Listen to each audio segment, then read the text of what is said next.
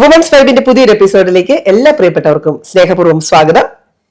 ഇന്ന് നമ്മുടെ അതിഥിയായി എത്തിയിരിക്കുന്നത് പ്രവാസി മലയാളികൾക്കിടയിൽ സുപരിചിതയായ ഒരു വ്യക്തിത്വമാണ്, കലാകാരിയാണ്, ഡോക്ടർ ദേവി സുമ.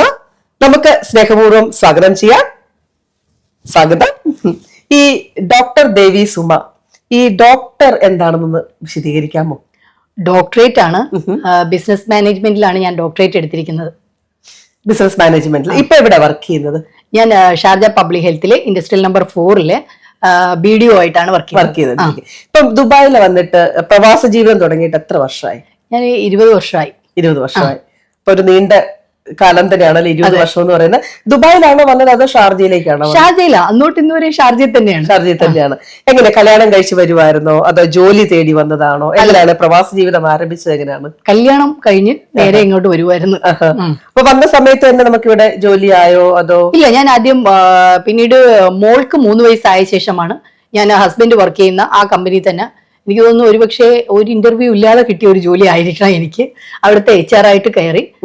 ഒരു അറബിക് കമ്പനി ആയിരുന്നു. അവർക്ക് ദുബായിലും ഷാർജയിലും ഉണ്ടായിരുന്നു. അപ്പൊ ഹസ്ബൻഡ് ദുബായിലായിരുന്നു, ഹെഡ് ഓഫീസ് ഷാർജയിലായിരുന്നു. അങ്ങനെ അവിടെ ഞാൻ ജോയിൻ ചെയ്യുമായിരുന്നു. ശരി. നാട്ടിലെവിടെയാ ദേവി? നാട്ടിൽ ഞങ്ങൾ ട്രിവാൻഡ്രമാണ്, പേരൂർക്കട, ഇന്ദിരാനഗർ എന്ന് പറയും അവിടെ. ഓക്കെ. അപ്പം ഞാനൊരു കാര്യം ചോദിച്ചാല്, ഇപ്പൊ 20 വർഷമായി പ്രവാസ ജീവിതം നയിക്കുന്നത്. പക്ഷെ ദേവിയുടെ ആ ഒരു വ്യക്തിത്വം ശരിക്കും പറഞ്ഞ ഇപ്പോഴൊരു തനി നാട്ടിൻപുറംകാരിയുടേതായ ഒരു അല്ലെ, എനിക്ക് അങ്ങനെയാണ് തോന്നിയത് കണ്ടിട്ട്.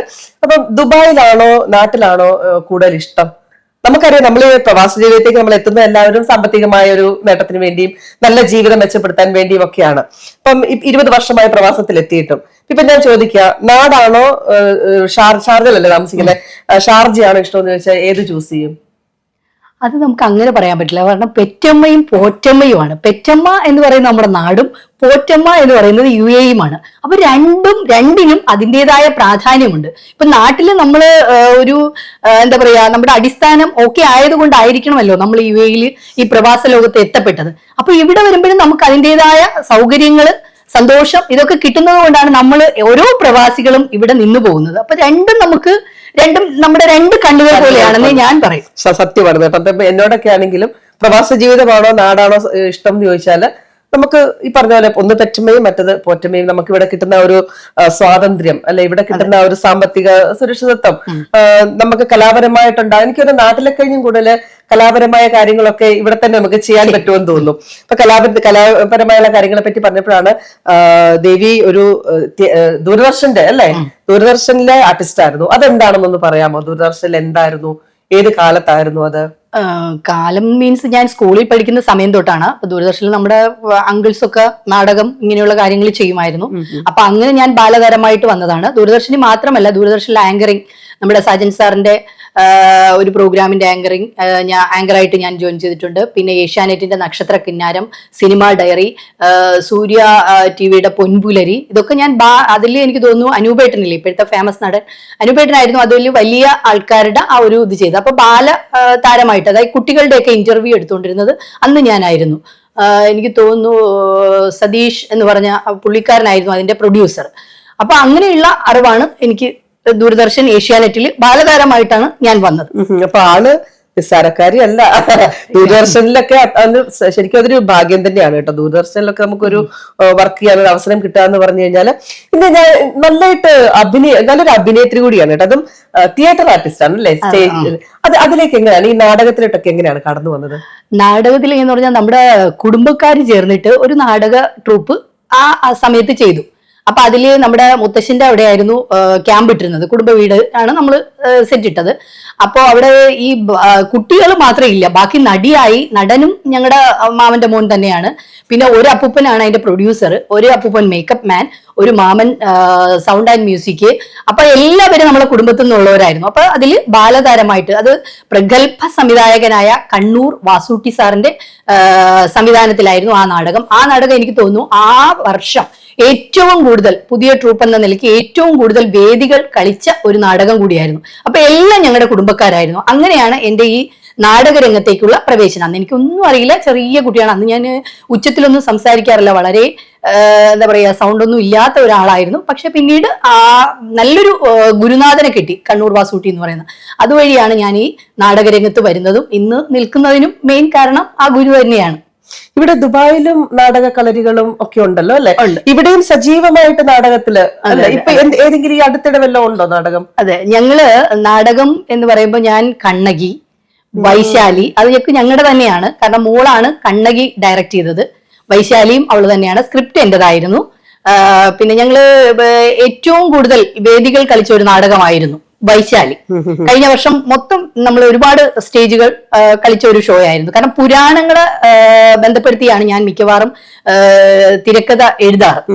അപ്പൊ ആ വിധത്തിൽ നമുക്ക് നല്ല അഭിനന്ദനം കിട്ടിയ 2 നാടകങ്ങളായിരുന്നു കണ്ണകിയും ഈ വൈശാലിയും. പിന്നെ ഞാൻ എന്താ പറയാ, ചെറിയ ചെറിയ കഥകൾ, അങ്ങനെയുള്ള കവിതകൾ അതൊക്കെ സ്കൂളിൽ പഠിക്കുന്ന സമയത്തെ എഴുതിയിട്ടുണ്ട്. കൂടാതെ എനിക്ക് തോന്നുന്നു നാട്ടില് ഈ പറഞ്ഞ പോലെ എല്ലാത്തിലും കൈകടത്തുന്ന ഒരാളായിരുന്നു. കാരണം നാടുകളിൽ അന്ന് നമുക്ക് ഇപ്പോഴത്തെ കുട്ടികൾക്ക് കിട്ടാത്ത ഒരു ഇതാണ്. അന്ന് ക്ലബ്ബുകളുണ്ട് ഇഷ്ടം പോലെ. പാർട്ടി ബേസ്ഡ് ആണെങ്കിൽ അന്ന് നമുക്ക് കുട്ടികൾക്ക് അങ്ങനെ പാർട്ടിയൊന്നും ഇല്ലല്ലോ. അപ്പൊ എല്ലാത്തിലും പോവാം. ഒന്നിൽ CPI, ഒന്ന് CPM, ഒന്ന് കോൺഗ്രസിന്റെ. എല്ലാത്തിലും ഞാൻ ഒരു എന്താ പറയാ, നാട്ടിലൊരു ആൺകുട്ടിയെ മാതിരിയാണ് കുട്ടിത്താരമായിരുന്നു. അപ്പൊ അവിടെ നമ്മുടെ നാട്ടിൽ അങ്ങനെ ആൺകുട്ടി പെൺകുട്ടി അങ്ങനെയുള്ള വേറ്റുതിരിവൊന്നും ഇല്ലായിരുന്നു. അപ്പൊ അതുകൊണ്ട് തന്നെ പിരിവെടുക്കാനായാലും ഒരു സൈക്കിളുമായി ആൺകുട്ടികളുടെ കൂടെ ഇറങ്ങുമായിരുന്നു. അപ്പൊ അവരുമായിട്ട് പിരിവും. പിന്നെ ഈ പറഞ്ഞ മത്സരത്തിന് പോയിട്ട് ഞങ്ങൾ അന്ന് ട്രോഫിയൊക്കെ കൊണ്ടുവരുന്നത് ഭയങ്കര സന്തോഷമായിട്ടാണ്. അപ്പൊ ജൂനിയർ ലെവലില് ഞാനാണ് അന്ന് ഏറ്റവും കൂടുതൽ, അതായത് വലിയ അറിവൊന്നും ഉണ്ടായിട്ടല്ല, പക്ഷെ ഒരു ഗട്സിന്റെ പുറത്ത് എല്ലാത്തിലും പങ്കെടുക്കും. ലളിതഗാനം, മാപ്പിളപ്പാട്ട്, റെസിറ്റേഷൻ, പദ്യപാരായണം, പ്രസംഗം, ക്യൂസ് കോമ്പറ്റീഷൻ, അങ്ങനെയുള്ള സകല കലകളിലും കയറും. അപ്പോ ഞങ്ങൾക്ക് ജൂനിയറിന്റെയും സീനിയറിന്റെയും ട്രോഫിയുമായിട്ട് ഞങ്ങൾ വരും. കാരണം മാമന്മാര് ഉള്ളവര് ഒന്ന് CPI ആയിരിക്കും, ഒന്ന് CPM ആയിരിക്കും. അപ്പൊ എല്ലാത്തിലും നമുക്ക് പങ്കെടുത്താലേ പറ്റൂ. അപ്പൊ ഇന്നത്തെ പോലെ അല്ലല്ലോ. ഇന്നൊക്കെ ആണെങ്കിൽ കുട്ടികൾക്ക് അങ്ങനെ, എനിക്ക് തോന്നുന്നു സ്ത്രീകൾക്ക് അങ്ങനെ പുറത്തിറങ്ങാൻ കുട്ടികൾക്ക് ലിമിറ്റേഷൻസ് ഉണ്ട്. കുട്ടികളാണെങ്കിൽ നമ്മൾ ഒരുപാട് ലിമിറ്റ് ചെയ്ത് വെച്ചിരിക്കുകയാണ്. ഇപ്പൊ പഠിത്തത്തിന് മാത്രം.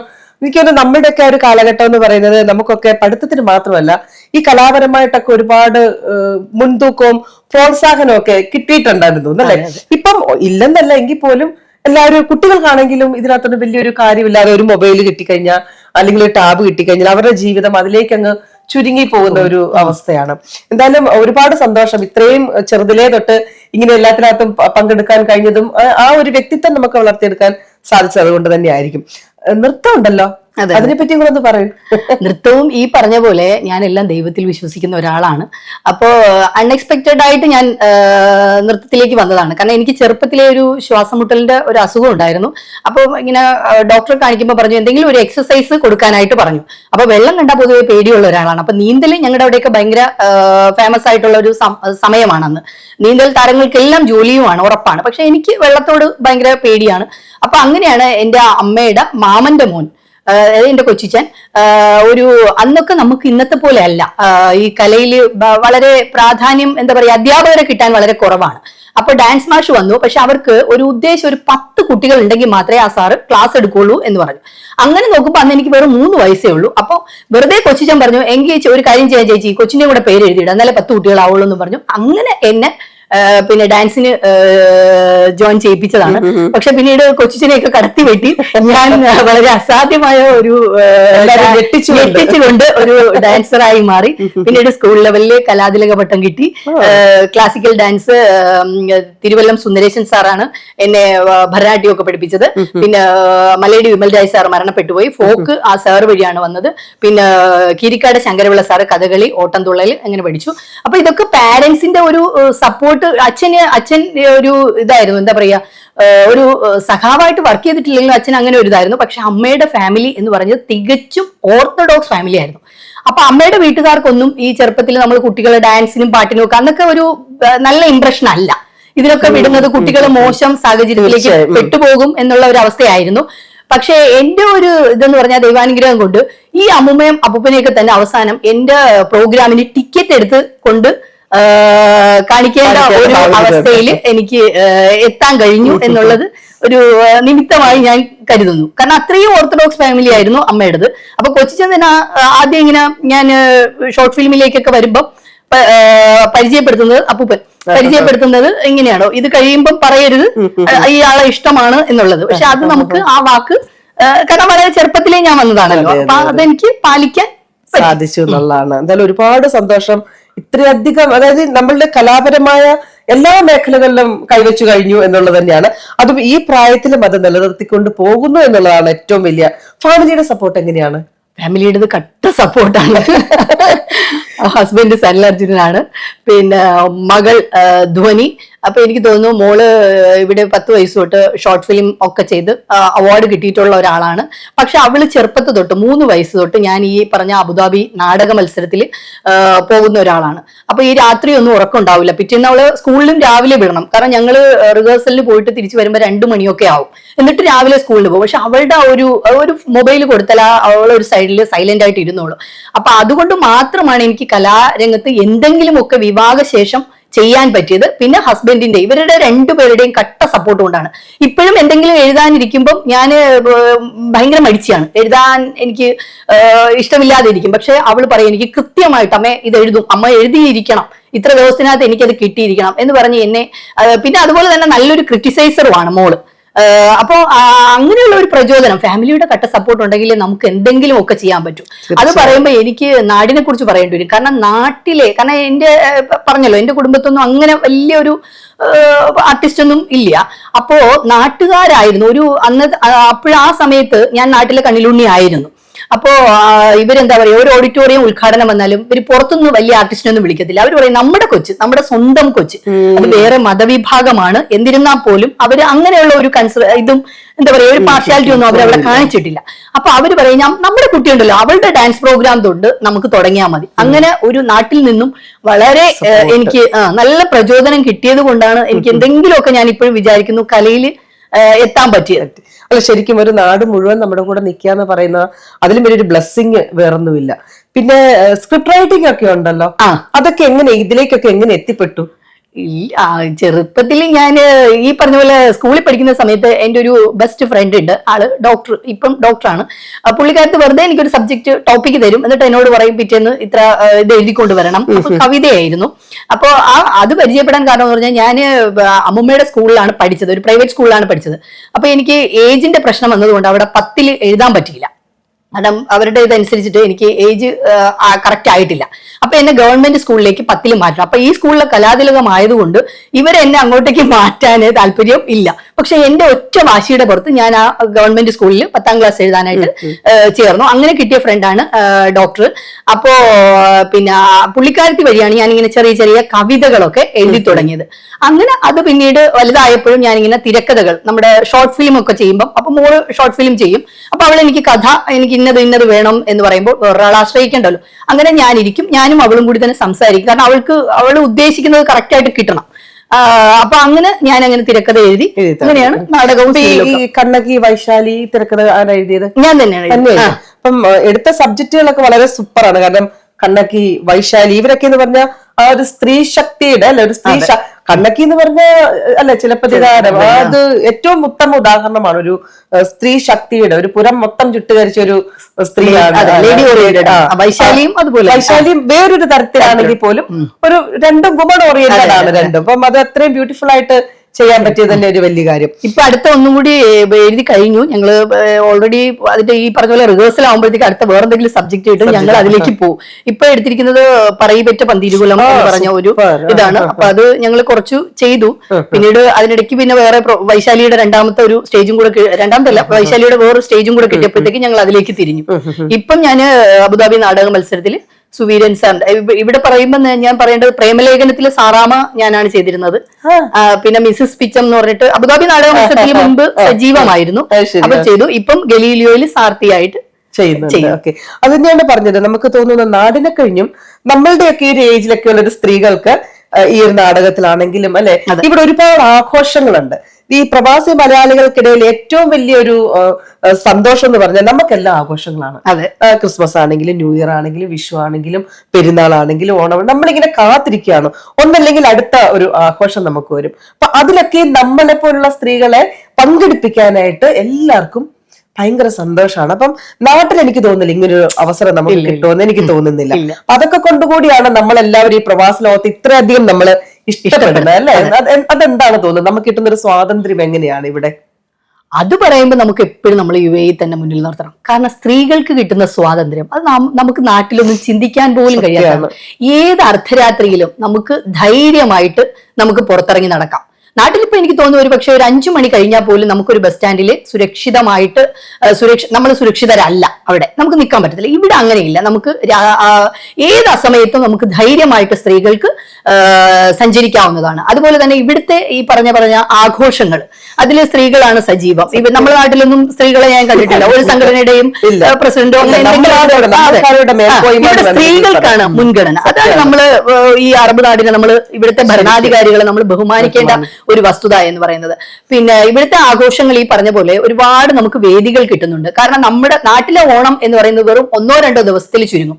ഇവിടെ നമ്മൾ ഓഗസ്റ്റിലാണെങ്കിൽ ഓഗസ്റ്റ് തൊട്ട് തുടങ്ങുന്ന ഓണാഘോഷ പരിപാടി നമ്മൾ ഡിസംബർ വരെ ക്രിസ്മസ് വരെ കൊണ്ടെത്തിക്കും. പിന്നെ വരുമ്പോഴാണ് ന്യൂ ഇയർ വരുന്നത്. അതുവരെയും നമുക്ക് എല്ലാ ദിവസവും ഓണാഘോഷ പരിപാടിയാണ്. അതുകൊണ്ട് തന്നെ ഒരുപാട് കലാകാരന്മാർക്കും കലാകാരികൾക്കും നമുക്ക് അവസരങ്ങൾ കൊടുക്കാൻ പറ്റുന്നു. അത് നമ്മുടെ UAE മാത്രം. നമ്മള് ഇവിടുത്തെ ഭരണാധികാരികൾക്ക് നമ്മൾ എത്ര സത്യമായിട്ടും അതൊരു നമ്മുടെ ഹൃദയത്തിൽ നിന്ന് വരുന്ന വാക്കുകളാണ്. We have to respect the rulers and authority of UAE, the freedom അല്ലെ നമുക്ക് ഇവിടെ കിട്ടുന്ന ഫ്രീഡം. നമ്മൾക്ക് ദേവി പറഞ്ഞ കറക്റ്റ് ആണ്.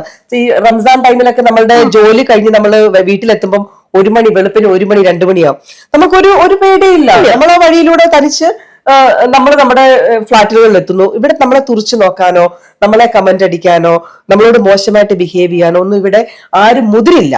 കാര്യം എന്താ വെച്ചാൽ ഇവിടുത്തെ നിയമങ്ങള് അത്ര പവർഫുൾ ആണ്. ഇപ്പൊ നമ്മൾ സഹകരിച്ചെങ്കിൽ മാത്രമേ ഒരു മോശം പ്രവൃത്തി നമുക്ക് ചെയ്യാൻ പറ്റുള്ളൂ. അതല്ലാതെ ഓരോ സ്ത്രീയോടും ഇവിടെ മോശമായിട്ടൊരാൾ സംസാരിക്കാട്ടെ, അവരെ മോശമായ ഒരു കണ്ണോടെ നോക്കിയാട്ടെ, ഒന്ന് തൊടാനോ പറ്റാത്ത ഒരു രാജ്യമാണ് UAE എന്ന് പറയുന്നത്. We are very proud to say that. അവിടുത്തെ നിയമങ്ങൾ, ഇവിടുത്തെ police officers, everything they are respecting woman, they are supporting us. അതുകൊണ്ട് തന്നെയാണ് നമ്മൾക്ക് ഇവിടെ നിൽക്കാനായിട്ട് ഒരുപാട് സന്തോഷം, പ്രത്യേകിച്ചും പ്രവാസി വനിതകൾക്ക്, മലയാളികൾക്ക്. അതിൽ ഒരു കാര്യം കൂടി പറഞ്ഞോട്ടെ. കാരണം നമ്മൾ ഇവിടെ നിൽക്കുമ്പോൾ നമ്മൾ ഹിന്ദുവെന്നോ മുസൽമാനോ എന്നില്ല. ഇവിടുത്തെ രാജ്യം നമുക്ക് ഒരു പാർഷ്യാലിറ്റിയും തരുന്നില്ല. കാരണം ഇപ്പൊ ഞാൻ വർക്ക് ചെയ്യുന്നത് ഒരു അറബി ഓറിയന്റഡ് ആയിട്ടുള്ള ഒരു ഫേമിലാണ്. പക്ഷെ അവിടെ നമ്മൾ ഈ പറഞ്ഞ പോലെ ഒരു ലേഡി ആണെന്ന് പറഞ്ഞിട്ട് അതിനെ നമ്മളെ ബാക്കിലോട്ട് നിർത്തുന്നില്ല. ഇപ്പൊ ഒരു മീറ്റിംഗിലായാലും നമുക്ക് അഭിപ്രായം പറയാനുള്ള സ്വാതന്ത്ര്യം അവർ തരുന്നുണ്ട്. അതവര് നല്ലതാണെങ്കിൽ അവരത് എടുക്കുകയും ചെയ്യും. അത് പക്ഷെ നമ്മുടെ നാട്ടിൽ നമ്മൾ പ്രവാസി ആയതിന്റെ പേരിൽ നമ്മൾ നാട്ടിലെത്തുമ്പോൾ അവര് നമ്മളെ മാറ്റി നിർത്തുന്നുണ്ട്. കാരണം ഇവര് പ്രവാസികളാ എന്നുള്ള എന്തോ ഒരു എനിക്ക് തോന്നില്ല, നമ്മളെ ഒതുക്കി നിർത്തുന്നുണ്ട്. അത് പലപ്പോഴും ഫീൽ ചെയ്യുന്നുണ്ട്. അങ്ങനെ സംഭവിച്ചിട്ടുണ്ട്. ഈവൻ കൊറോണയുടെ ടൈമിൽ പോലും നമ്മൾ എപ്പോഴും പറയും ഒരു നാടിന്റെ സമ്പദ് വ്യവസ്ഥയുടെ നട്ടെല്ലാണ് പ്രവാസികൾ. സംഭവം സത്യമാണ്. നമ്മൾ ഇവിടുന്ന് കോടികളാണ് കിട്ടുന്നില്ല. ഓരോ വിയർപ്പൊരുക്കി നമ്മൾ രക്തം വിയർപ്പാക്കി നമ്മൾ പ്രവാസികൾ ഇവിടെ പണിയുന്ന പൈസ മൊത്തം നാട്ടിലേക്കാണ് വരുന്നത്. സമ്പദ് വ്യവസ്ഥയുടെ നട്ടെല്ല് ഒക്കെയാണ്. പക്ഷെ പ്രവാസികൾക്കൊരു പ്രശ്നം വന്നാൽ നമ്മളെ സപ്പോർട്ട് ചെയ്യാനായിട്ട് അല്ലെങ്കിൽ നമ്മളോട് കൂടെ നിൽക്കാനായിട്ട് ഉള്ള നിയമങ്ങളും കുറവാണ്. നമ്മളെ അംഗീകരിക്കാനുള്ള നിയമങ്ങളും കുറവാണ്. നമ്മൾക്കൊരു പെൻഷനൊക്കെ പറച്ചിലുണ്ട്. എനിക്കറിയില്ല ഇത് എത്രത്തോളം ആൾക്കാർക്ക് ഇതൊക്കെ അനുഭവത്തിൽ കിട്ടുന്നുണ്ടെന്നുള്ളതൊന്നും നമുക്കറിയില്ല. പിന്നെ ഈ പറഞ്ഞ പോലെ നമ്മളെ ഈ മതം, ജാതി മതം, താങ്ക് ഗോഡ് ഇതൊരു മുസ്ലിം കൺട്രിയാണ്. ഇവിടെ നമ്മൾക്ക് കിട്ടുന്ന ആ ഒരു നമ്മളെ ചേർത്ത് പിടിച്ചാണ് ഈ രാജ്യം മുന്നോട്ട് പോകുന്നത്. ഇവിടെ ജാതിയില്ല, മതമില്ല, ഒന്നുമില്ല. പക്ഷെ നമുക്ക് നാട്ടിലോട്ടൊക്കെ ഒരു സങ്കടകരമായ കാര്യമാണ് നമ്മൾ ഈ പറയുന്നത്. പക്ഷെ പറയാതെ വയ്യ. നാട്ടിൽ ഇപ്പൊ പണ്ടെന്നൊക്കെ പറഞ്ഞാൽ ഞാൻ എന്റെ ഒരു മുസ്ലിം കൂട്ടുകാരിയുടെ വീട്ടിൽ പോയാൽ ഞാനൊരു കൂട്ടുകാരിയുടെ വീട്ടിൽ പോയി ഫുഡ് കഴിച്ച് തിരിച്ചു വന്നു. ഇപ്പൊ അങ്ങനല്ല. സന്ധ്യ റസിയ എന്ന് പറയുന്ന മുസ്ലിം കൂട്ടുകാരിയുടെ അവിടെ എല്ലാത്തിലും നാട്ടിൽ കാണുന്ന ഒരു മതം കുത്തിത്തിരികാണ്. എന്ത് പ്രശ്നം വന്നാലും അതിൽ ഏറ്റവും കൂടുതൽ ഇൻഫ്ലുവൻസ് ചെയ്യുന്നത് സോഷ്യൽ മീഡിയ ആണ്.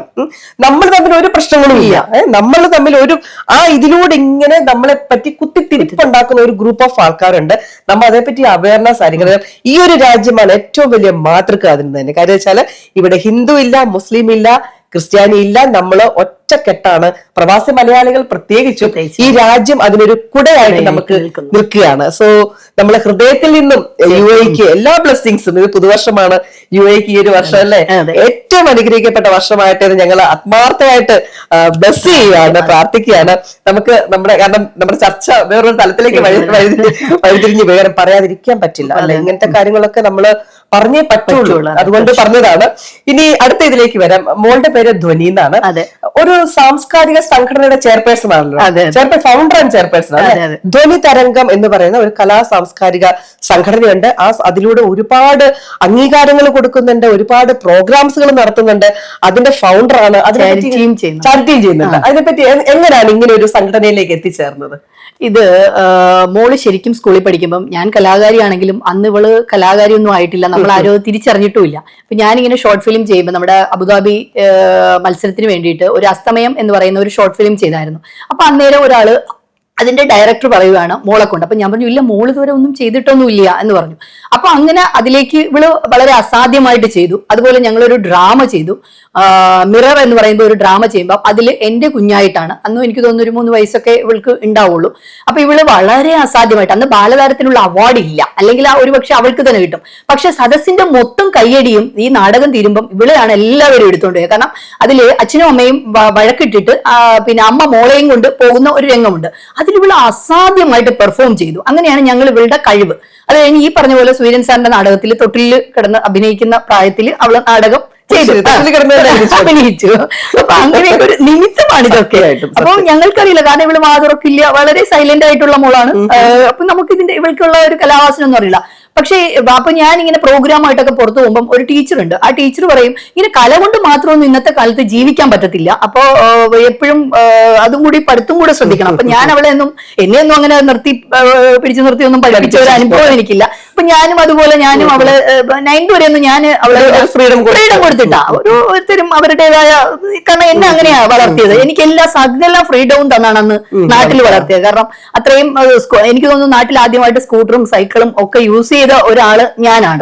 അപ്പൊ ഒരു ആൺകുട്ടിയെ മാതിരി എനിക്ക് കൂടുതലും ഈ പറഞ്ഞ പോലെ ഫ്രണ്ട്സ് ബോയ്സ് ആയിരുന്നു. അപ്പൊ അതിലൊന്നും സിനിമാ തിയേറ്ററിൽ പോയാലും ഞാൻ ഒറ്റയ്ക്ക് പോയി കാണും, അങ്ങനെയൊക്കെ ഉള്ള ഇതുണ്ട്. അപ്പൊ എനിക്കങ്ങനെ ഒരു മോശം അനുഭവമോ ഒന്നും വന്നിട്ടില്ല. ഇപ്പൊ ശരിക്കും പറഞ്ഞാൽ ഞങ്ങളുടെ നിറം സിനിമ പോലെ ഒരു ജീവിത സ്റ്റൈലായിരുന്നു. കാരണം എന്റെ അച്ഛന്റെ കൂട്ടുകാരന്റെ അവര് മതം വേറെയാണ്, എന്നിട്ട് പോലും അവരാണ് എന്നെ സൈക്കിളും ഈ സ്കൂട്ടറും ഒക്കെ പഠിപ്പിക്കുന്നതും. ഞങ്ങൾക്ക് നല്ല സ്വാതന്ത്ര്യമായിരുന്നു. എവിടെ പോയാലും അവന്റെ ഒപ്പമാണ് ഞാൻ ഈ പറയും പോലെ സ്കൂളിലും ഇതിലൊക്കെ പോകുന്നത്. അപ്പൊ നമുക്ക് ഇപ്പൊ ഞങ്ങൾക്ക് ഇഷ്ടമാണെന്ന് പറഞ്ഞാൽ ഞങ്ങളെ കെട്ടിച്ചു തരും, അങ്ങനെയൊക്കെ ഉള്ള ഒരു ഇതായിരുന്നു. പക്ഷെ നമ്മൾ നമ്മുടേതായ ഒരു ഇതുണ്ടല്ലോ, എപ്പോഴും നമുക്ക് തരുന്ന സ്വാതന്ത്ര്യം. ഇന്നത്തെ കുട്ടികളോടും എനിക്ക് അതേ പറയാനുള്ളൂ. കാരണം നമുക്ക് തരുന്ന സ്വാതന്ത്ര്യം, നമ്മുടെ അച്ഛനും അമ്മയും നമുക്ക് അറിഞ്ഞു തരുന്ന സ്വാതന്ത്ര്യം, അത് മിസ്യൂസ് ചെയ്യരുത്. അവരുടെ വിശ്വാസം എപ്പോഴും കാത്തു രക്ഷിക്കുക, കാത്തു സൂക്ഷിക്കുക എന്നുള്ളതാണ് നമ്മുടെ കടമ. അപ്പൊ ആ ഒരു ലെവലിലായിരുന്നു. അപ്പൊ സ്കൂളിൽ പഠിക്കുമ്പോൾ കോളേജിൽ പഠിക്കുമ്പോൾ ഈ ലവേഴ്സ് ഉണ്ടാവും. ഇപ്പൊ ഇവരെയൊക്കെ തെറ്റിക്കലാണ് എന്റെ മെയിൻ ആയിട്ടുള്ള ജോലി. കാരണം എന്റെ ഒരു കാഴ്ചപ്പാട്, ഇപ്പൊ നേരത്തെ പറഞ്ഞതുപോലെ ഞാൻ തനി നാടനാണ്. ഇവിടെ വന്നിട്ട് ഞാൻ തനി നാടൻ സ്റ്റൈലാണ് പോലെ. എല്ലാരും ചോദിക്കും ദുബായിലല്ലേ, എന്നിട്ടെന്താ? ഞാൻ പണ്ടേ സീരിയലിലൊക്കെ അഭിനയിച്ച് ഭയങ്കര മോഡേൺ ആയിട്ട് വളർന്ന ഒരാളാണ്. എന്നിട്ട് എനിക്ക് ഈ നാടൻ ശൈലി, എന്റെ കൂട്ടുകാരെല്ലാം പറയും ഇതൊരു പഴഞ്ചൻ ചിന്താഗതിയാണ്. ഞാൻ പ്രണയിച്ച് പോകാൻ കഴിക്കുന്നതിനെ എതിർക്കും. കാരണം നമ്മുടെ അച്ഛനും അമ്മയും നമ്മുടെ എന്ത് പ്രതീക്ഷയിലാണ് വളർത്തുന്നത്. ഒരു കുഞ്ഞിന്റെ കൈ വളരുന്നോ, കാൽ വളരുന്നോ, ആൺകുട്ടി ആവട്ടെ അത് പെൺകുട്ടി ആവട്ടെ, വളർത്തിയെടുക്കുന്നത്. അപ്പൊ നമ്മൾ അവരുടെ ഇഷ്ടത്തിന്, അവരുടെ എന്താ പറയാ ഇഷ്ടങ്ങൾക്ക് വേണം നമ്മൾ പ്രാധാന്യം കൊടുക്കാൻ എന്നുള്ള ഒരു കാഴ്ചപ്പാടുള്ള ഒരാളാണ് ഞാൻ.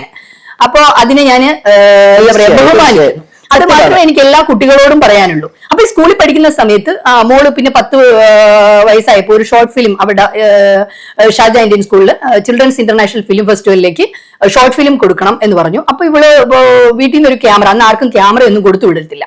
അപ്പൊ അച്ഛൻ ഞാൻ ക്യാമറ കൊണ്ടുപോയിട്ടെ, അച്ഛൻ പിന്നെ ഫുൾ സപ്പോർട്ടാ, മോള് കൊണ്ടുപോയിക്കോന്ന് പറഞ്ഞു. അവിടെ കൊണ്ടുപോയപ്പോ ഇവളെന്തായാലും ക്യാമറ എടുത്തു.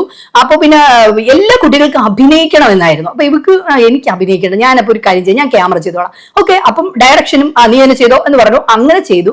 അത് ഇന്റർനാഷണൽ ഷോർട്ട് ഫിലിം ഫെസ്റ്റിവലിൽ ബെസ്റ്റ് ഷോർട്ട് ഫിലിമിനുള്ള അവാർഡ് കിട്ടി. അപ്പോ അതിനുശേഷമാണ് ഞങ്ങൾ ഈ ധ്വനിതരംഗം രണ്ടാമതും പോയി, രണ്ടാമതും കിട്ടി.